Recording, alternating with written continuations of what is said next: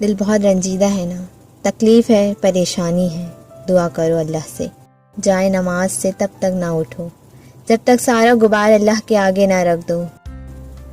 خود کو بتاؤ سمجھاؤ کہ رو پڑنا غلط نہیں، بچکانا نہیں، حد برداشت ختم ہوتی ہے تو رونا آتا ہے۔ Hers is okay to cry. He is seen you crying. There is nothing left to hide.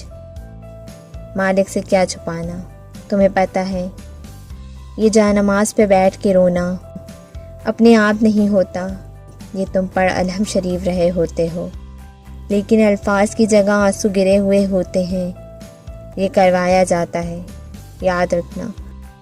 خود نہیں ہوتے، سجدے اسباب بنائے جاتے ہیں، توڑا جاتا ہے پھر سجدوں پہ لایا جاتا ہے، ورنہ اللہ اتنی مہلت اور توفیق کہاں دے تمہیں کہ تم فرض بھی ادا کرو۔